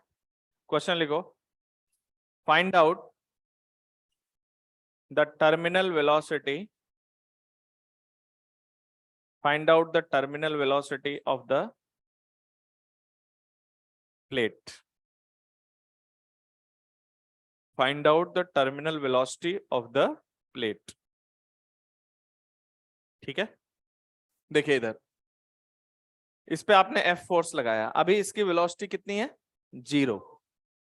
तो ऊपर वाले लेयर की वेलोसिटी भी 0 है और नीचे वाले ग्राउंड के लेयर की वेलोसिटी भी 0 है। अभी कोई विस्कस फोर्स नहीं है। जैसे ही थोड़ा आगे बढ़ेगा, कुछ वेलोसिटी गेन करेगा, तो विस्कस फोर्स आ जाएगा। मान लेते हैं एट एनी टाइम t पर इसकी वेलोसिटी कितनी है? मान लो इसकी वेलोसिटी v है, और ऐसा होते ही यहाँ पे लिक्विड के लेयर्स की वेलोसिटी कितनी आ जाएगी? v। और ये जो नीचे हैं सब रेस्ट पर, तो मैं शियर स्ट्रेस लिख रहा हूं directly, eta into v by H. बोलिए, eta into v by H. और इसका जो फोर्स आएगा वो पीछे की तरफ आएगा। तो एक मिनट, F आगे लग रहा है और पीछे की ओर विस्कस फोर्स लग रहा है FV, जो है ईटा v by H into area. बोलिए, तो क्या इसका कुछ अभी एक्सेलरेशन है? कितना है acceleration? F minus eta v by H into A upon m। अब मैं यहां से आगे सॉल्व नहीं करूंगा, ये सब काइनेमेटिक्स में खूब चिल्लाए हम लोग। ये आप फंक्शन आप देख चुके हो। ऐसा फंक्शन क्या दिख रहा है? जैसे जैसे ये तो ए नॉट कुछ कांस्टेंट हो गया, माइनस ऑफ दिस। अब मुझे बताइए, dB बाई dt v का फंक्शन है। अब आप लोग इंटीग्रेशन पढ़ चुके हो। अगर बाई चांस मैंने आपसे पूछ लिया कि वेलोसिटी का फंक्शन बताइए, तो आप इसको लिखेंगे dB बाई dt और उसको नीचे लाएंगे और इंटीग्रेट कर देंगे। अब कितने लोगों को ये दिख रहा है कि इसका एक्सेलरेशन जो है वो जैसे जैसे स्पीड बढ़ेगी वैसे वैसे घटता जाएगा? तो स्पीड बढ़ेगी और एक्सेलरेशन, मान लो एक ऐसी कंडीशन आ गई कि ये 0 हो गया, मतलब इतनी वेलोसिटी ये बन गई कि विस्कस फोर्स ने F को बैलेंस कर दिया। इसका मतलब इसकी वेलोसिटी में चेंज नहीं होगा। तो इसलिए मैं डायरेक्टली बात कर रहा हूं only for the terminal velocity. सही बात है? टर्मिनल वेलोसिटी में क्या आएगा? हम कहेंगे टर्मिनल वेलोसिटी जब आएगी जब इसका एक्सेलरेशन 0 हो जाएगा। और आपको दिख रहा है कि जैसे जैसे स्पीड बढ़ रही है, क्योंकि जैसे जैसे स्पीड बढ़ेगी उस लेयर की वेलोसिटी बढ़ेगी।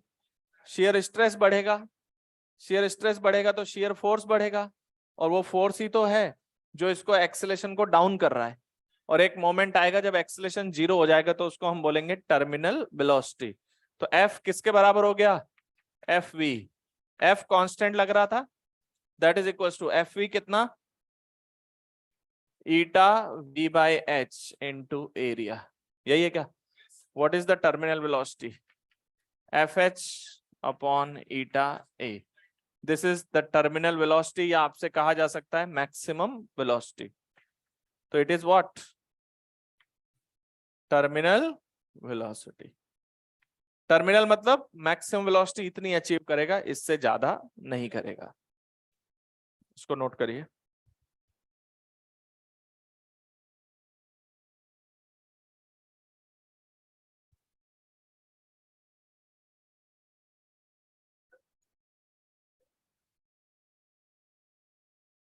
हाँ, लेकिन फ्रिक्शन जैसा आया, लेकिन फ्रिक्शन में क्या होता था, जो वैल्यू होती थी, अगर हम काइनेटिक फ्रिक्शन की बात करें तो म्यू एन, अगर एन कांस्टेंट है तो उस पर चेंज नहीं होता था, लेकिन विस्कस फोर्स वेलोसिटी के प्रोपोर्शनल आ रहा है। वो उसके जैसी प्रॉपर्टी नहीं है, इसकी सारी प्रॉपर्टी नहीं है। मिक्सअप ना करें, आपके सामने लिखा हुआ है लॉ,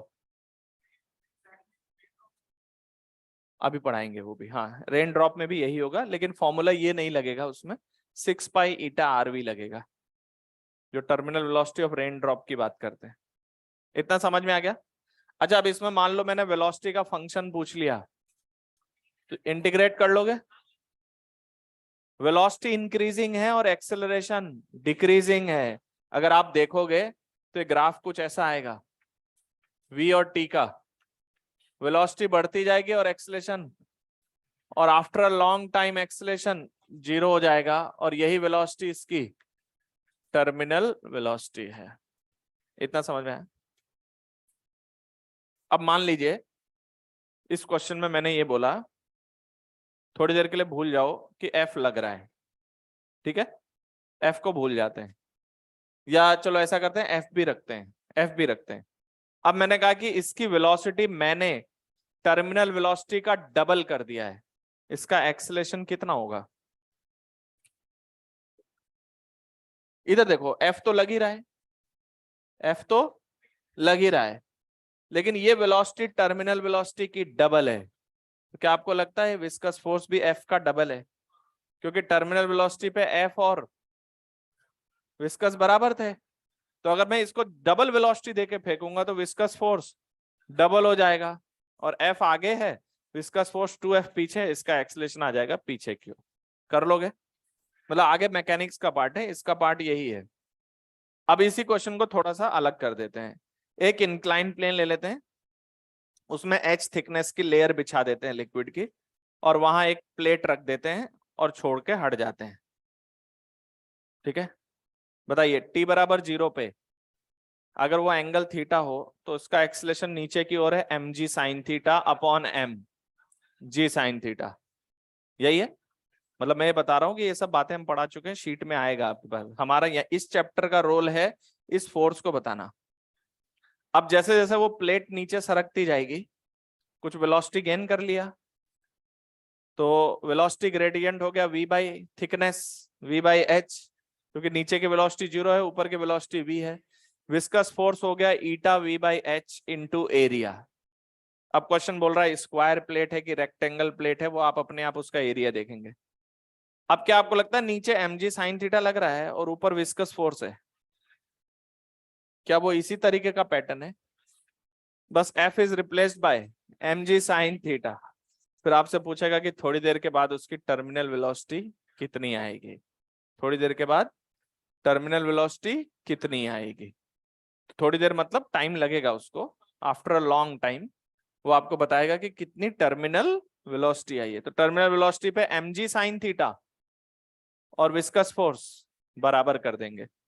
आएगा शीट में क्वेश्चन में, पहले से हिंट कर रहा हूं आपको, इसमें उसमें कोई फर्क। मैंने F लगा के हॉरिजॉन्टली खींचा है, उसने ऐसे रख के और उसको छोड़ दिया है, तो F का काम कौन कर रहा है? mg साइन थीटा, और mg साइन थीटा FV को जैसे बैलेंस कर लेगा, उस कंडीशन पे इस पे टर्मिनल वेलोसिटी आएगी। बात समझ में आया कि नहीं? मिटा दूं? अब देखिए कुछ क्वेश्चन ऐसे आएंगे, जैसे कि मान लो क्वेश्चन आपसे कह रहा है कि ये एक ट्यूब है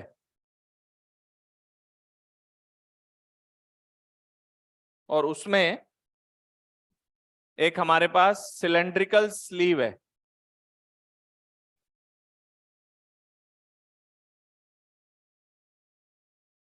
ओके, देखना इधर, ये सिलेंड्रिकल स्लीव है।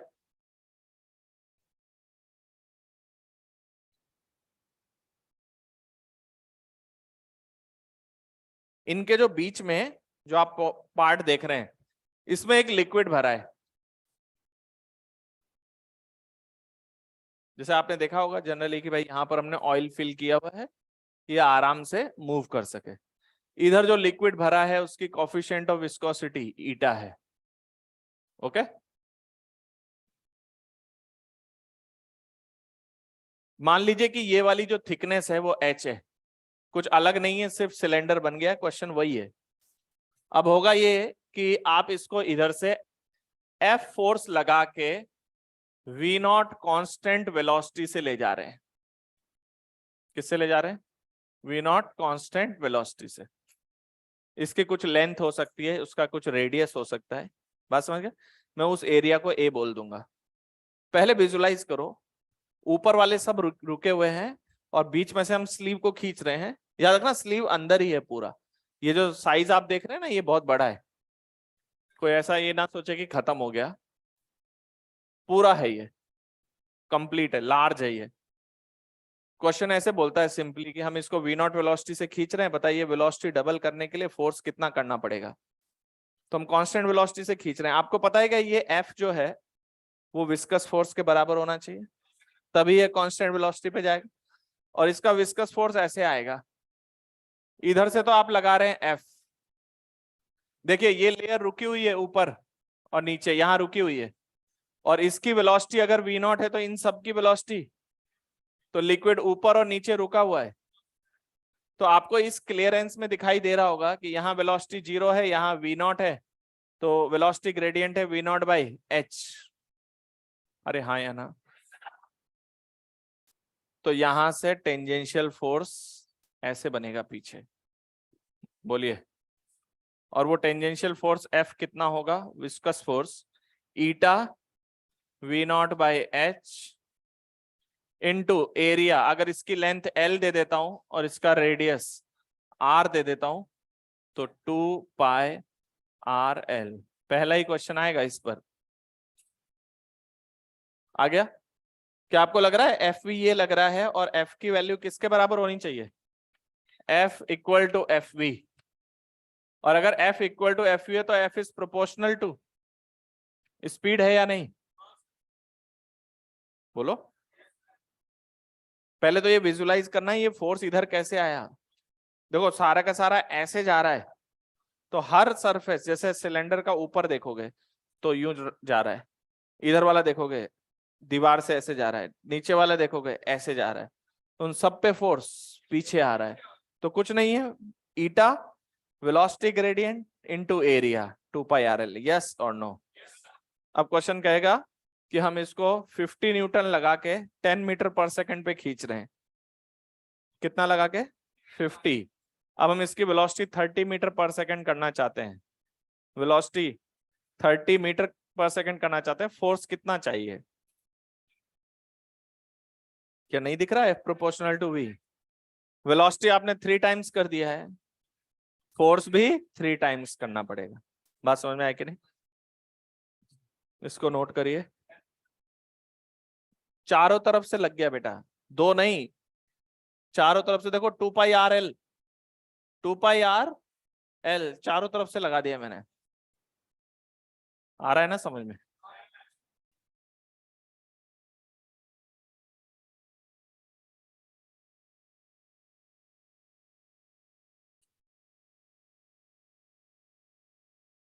कर लोगे इस तरीके के क्वेश्चन? नेक्स्ट लिखिए, स्टोक्स लॉ।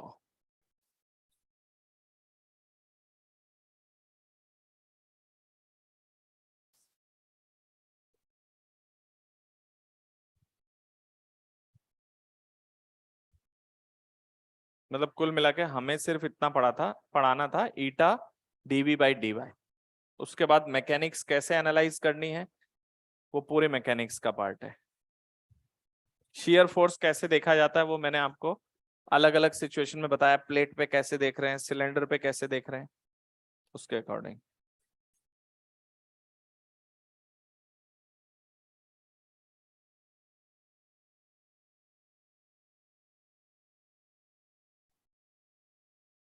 देखिए स्टोक्स लॉ क्या कहता है कि जब कोई स्फेरिकल बॉल, स्पेसिफाइड है बॉल कैसा होना चाहिए, स्फेरिकल, जैसे ये कोई फ्लूइड है,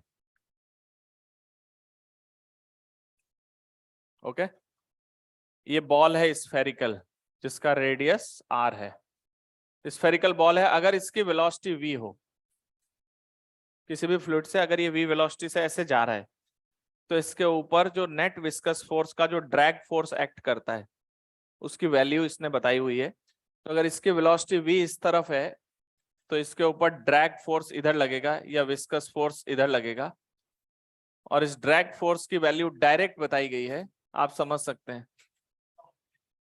it is 6 pi eta r into v, where v is the velocity of the ball और ये आपका ड्रैग फोर्स है, eta is the viscosity coefficient of viscosity of fluid, r क्या है, radius of sphere, radius of sphere, और v उसकी velocity. Force किधर लग रहा है, जिधर वेलोसिटी है उसके ऑपोजिट डायरेक्शन। जैसे अभी हवा में एक बॉल ऐसे जा रही हो, उसकी वेलोसिटी v हो, तो उस पे जो विस्कस फोर्स है कितना, 6 पाई ईटा r v। बात समझ गए?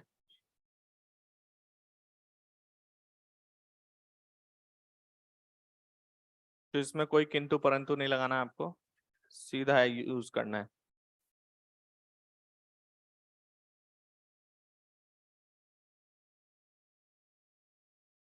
आ गया समझ में?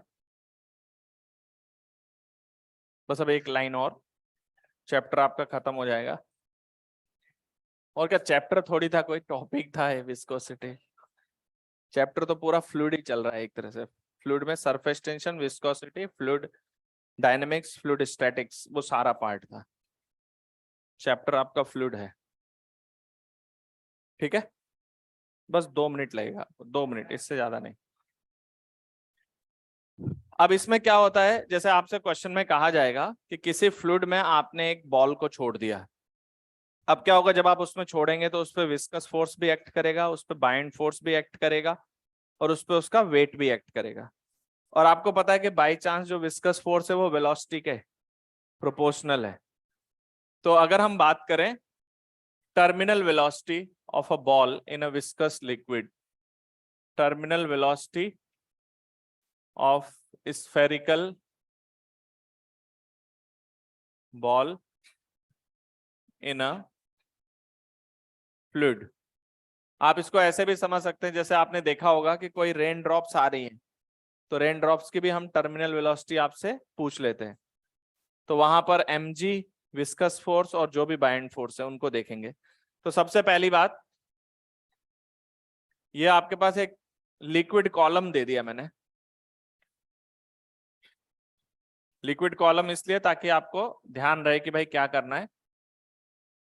देखो इधर, यहां से आपने एक बॉल है जो सॉलिड है, इधर देखो, एक मिनट, एक लाइन में, इधर बॉल है, ये सॉलिड है और इसकी खुद की अपनी डेंसिटी रो है, ये तो बॉडी की है, मतलब सिग्मा ले लिया मैंने, और रो जो है वो लिक्विड की डेंसिटी है।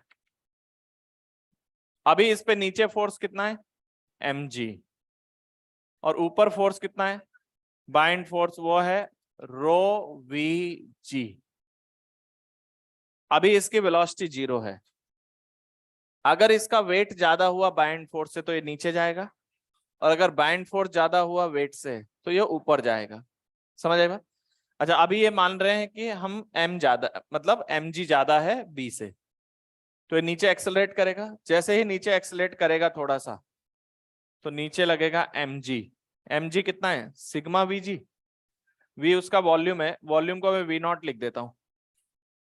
ऊपर बाइंड फोर्स हो गया रो v0 इंटू जी। और जैसे ही इसने कोई वेलोसिटी गेन की, इसके ऊपर ड्रैग फोर्स लगना शुरू हुआ, तो इसका विस्कस फोर्स ऊपर कितना लगेगा? 6 pi eta R we. v velocity है, v0 वॉल्यूम है। तो एक मिनट सुनना, ये दोनों तो नेट रिजल्टेंट ही है, ये भी वही केस है, इन दोनों का रिजल्टेंट तो कांस्टेंट है, और पीछे की ओर जो विस्कस फोर्स है वो वेलोसिटी के प्रोपोर्शनल है। जैसे जैसे वेलोसिटी बढ़ती जाएगी विस्कस फोर्स बढ़ता जाएगा। एक मोमेंट आएगा जब विस्कस फोर्स इस फोर्स को, चलो एक बार मैं आपको एक्सेलेरेशन लिख के बताता हूं, sigma v0 g minus rho v0 g minus 6 pi eta R V, बोलिए, अपॉन इसका मास m ही लिख देता हूं। चलो आगे मुझे कुछ नहीं करना है। आपको दिख रहा है ये इक्वेशन भी इंटीग्रेट कर सकते हैं हम dv बाई dt करके, हाँ या ना? तो एक्सेलेरेशन घट रहा है, वेलोसिटी बढ़ रही है, वही मेथड जो भी पीछे आया है, बस फंक्शन अलग आ गया। तो एट टर्मिनल वेलोसिटी क्या हो जाएगा? एट टर्मिनल वेलोसिटी क्या इसका एक्सेलेरेशन 0 हो जाना चाहिए? इसका मतलब एक्सेलेरेशन 0 होने का मतलब है sigma minus rho into v0 g equals to 6 pi eta R V, बोलिए। और यहां से जो v आएगा वो v टर्मिनल आएगा, क्या कहते हो? तो what is the terminal velocity? Sigma minus row, volume है 4/3 पाई स्मॉल आर क्यूब, बोलो, इंटू जी अपॉन, वैसे तो वो टाइम चल रहा है जिसमें समझ में आना बंद हो जाता है, आर, मुझे पता है और आपने फील भी किया होगा कि अभी कुछ आ नहीं रहा है दिमाग में, लेकिन ये 2 मिनट का है तो मैं खत्म कर देता हूं इसको ताकि हम लोग वेव शुरू कर पाए। तो what is your VT terminal velocity? It is 2/9 eta sigma minus rho into R square G. क्या कहते हो? पाई से पाई कैंसिल आउट हो गया क्या? तो ये याद होना चाहिए, डायरेक्ट क्वेश्चन आएगा इस पे, कुछ नहीं करना है आपको। वो पूछेगा टर्मिनल वेलोसिटी आर पे कैसे डिपेंडेंट है? Proportional to R square. इस केस में अगर क्वेश्चन है विस्कस फोर्स अपनी तरफ से कुछ और दिया तो फिर वहां पे वो लगाना, और नहीं दिया है तो ये लगाना है 6 pi eta R B on the spherical. अब इसमें एक और चीज है, अगर इस क्वेश्चन में डेंसिटी ऑफ लिक्विड ज्यादा होता और डेंसिटी ऑफ सॉलिड कम होता तो ये ऊपर जाता, तो आपको एंश्योर करना पड़ेगा कि उसके पास जगह है कि नहीं। तो अगर क्वेश्चन आपसे पूछ रहा है कि बताइए टर्मिनल वेलोसिटी क्या होगी, तो आप मान के चलना कि ऊपर भी उसके पास जगह है। तो अगर बाइंड फोर्स किससे ज्यादा हो? mg से, यानी रो अगर सिग्मा से ज्यादा हो जाए इस केस में, क्योंकि पूरा सॉलिड लिया है हमने, तो ये ऊपर जाते हुए क्या अचीव करेगा? Terminal velocity. उस केस में सिग्मा माइनस रो की बजाय रो माइनस सिग्मा आ जाएगा और ये ऊपर की ओर अचीव करेगा। इस पे जेईई एडवांस में क्वेश्चंस आ चुके हैं, समझ आई बात? तब ड्रैग नीचे लगेगा भाई, ऊपर जाएगा तो ड्रैग नीचे लगेगा, नीचे जाएगा तो ड्रैग ऊपर लगेगा।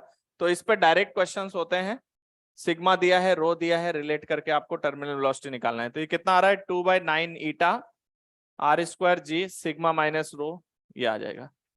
तो आपको नेक्स्ट क्लास में आपका होमवर्क है एक्सरसाइज 1 कंप्लीट, है ना? अभी एक्सरसाइज 1 और 4 लेवल 1 कर दे क्या डिस्कस? बस exercise 1 and 4 level 1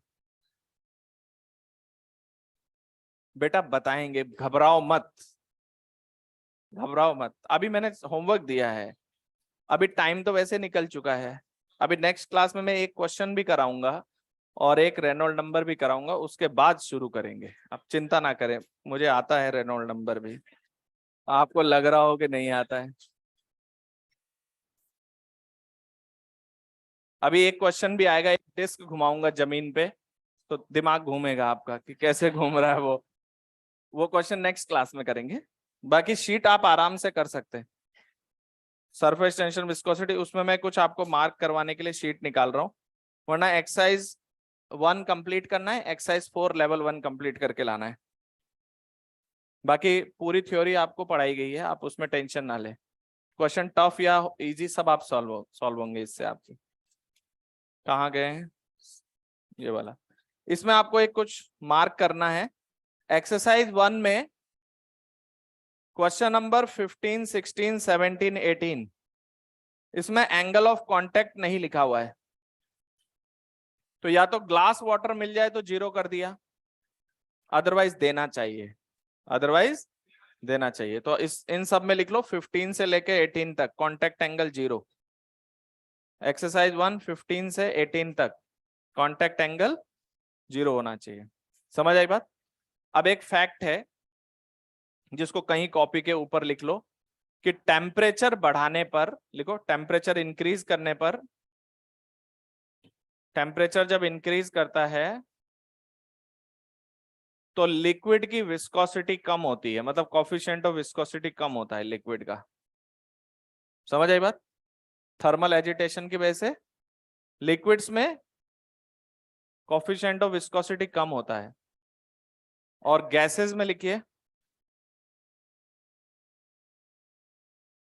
coefficient of viscosity बढ़ता है। ध्यान रख लोगे? जैसे टेम्परेचर बढ़ाने पे सरफेस टेंशन का क्या हो रहा था, टेम्परेचर बढ़ाने पे सरफेस टेंशन कम हो रहा था, तो विस्कोसिटी टेम्परेचर बढ़ाने पर जो लिक्विड है उसकी विस्कोसिटी कम होगी और गैसेस की विस्कोसिटी बढ़ेगी। तो exercise 1 and exercise 4 level 1 next class में कंप्लीट करके लाएं। हम लोग 1-2 क्वेश्चन करने के बाद वेव शुरू करेंगे। Thank you for today.